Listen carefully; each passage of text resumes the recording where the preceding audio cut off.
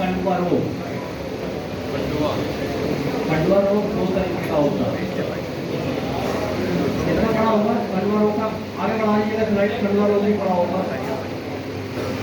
बढ़ा लीजिएगा स्लाइड, बढ़ा लीजिएगा और बढ़ाइए और बढ़ाइए और बढ़ाइए और बढ़ाइए और बढ़ाइए और बढ़ाइए। यस यस, बस यही पे रोक दें। यही है ना कंडवा रोग?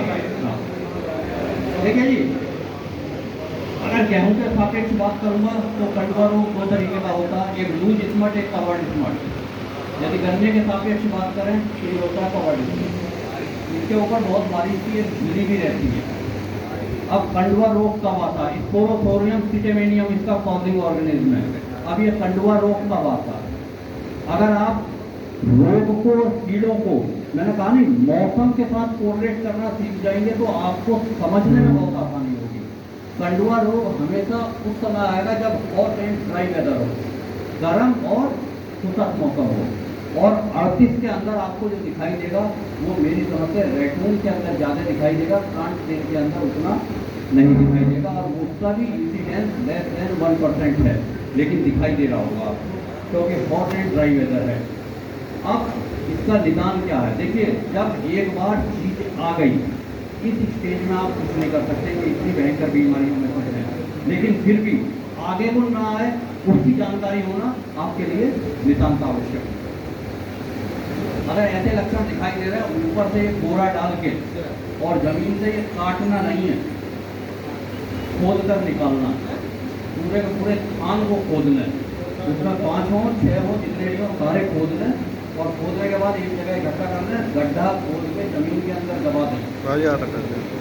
अगर आप नहीं दबाएंगे, अब इसके स्पोर्स हैं, ये जैसे ही फैलेंगे तो ये बढ़ के चारों तरफ आते हैं और इसका जो सेकेंडरी इन्फेक्शन है वो सेकेंडरी इन्फेक्शन आपको इस टाइम तो प्राइमरी इन्फेक्शन दिखाई दे रहा है, जो सेकेंडरी इन्फेक्शन है वो आपको दिखाई देगा आफ्टर रेनी सीजन। जब एक बार फिर से गर्मी आती है, जब फिर से गर्मी आएगी वो होगा सितंबर का लास्ट या अक्टूबर का महीना। उस समय जब गर्मी आ रही होगी, अभी तो एक ही आँख में निकल के चल रहा है, नहीं तो गन्ने के अंदर जितनी भी आँख होती है सारी की सारी वो जमने लगेंगी और सबके अंदर से वो वीक लाइक स्ट्रक्चर निकलने लगेगी। वो स्टेज बहुत ही खराब है। अब सवाल यह उठता है कि ये रोग ना आए, इसके लिए हमें क्या करना है? वर्तमान परिस्थिति के सापेक्ष मैंने बता दिया, खोद के निकाल दें, गड्ढा के अंदर दबा दें। आगे के लिए ना आए, जिस समय आप गन्ने की बुआई करें, एक दवा है, जरा आगे बढ़ा दीजिएगा और बढ़ाइए और बढ़ाइए और बढ़ाइए।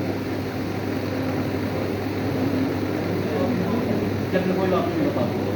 एक दवा है, इसका टेक्निकल है प्रोपिकोनाजोल, और जो ट्रेड नेम बताऊं तो वो ठीक नहीं लगता, लेकिन फिर भी आप देख रहे हैं, टिल्ट के नाम से एक दवा है, लिखने में आपको आसानी होगी, टिल्ट, TILT, टिल्ट। अब इसका प्रयोग किस तरीके से करना है आपको? बुआई के समय पे 1 लीटर पानी में 2 ml दवा, 10 लीटर पानी लिया तो 20 ml दवा डाल के आप उससे ट्रीट करके बो सकते हैं। तब आपको पौधे में भी नहीं आएगा। जब आप पौधे गन्ने की कटाई कर रहे हैं और मिल को सप्लाई कर रहे हैं, पौधा गन्ना आपका कब कटेगा? फरवरी और मार्च के महीने में।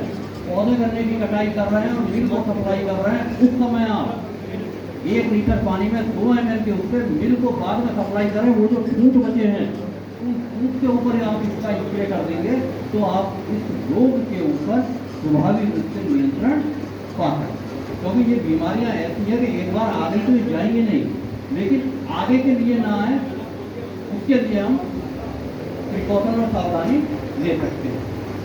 जनरली एक चीज़ और मैं यहाँ पे कह दूँ कि किसान भाई जिस समय मिल चल रही होती है और पौधे गन्ने की कटाई कर रहे हैं, मैं अभी पेड़ी की बात नहीं करूँगा, पौधे गन्ने की कटाई कर रहे हैं तो पूरे खेत में बाढ़ रख देते हैं एक साथ।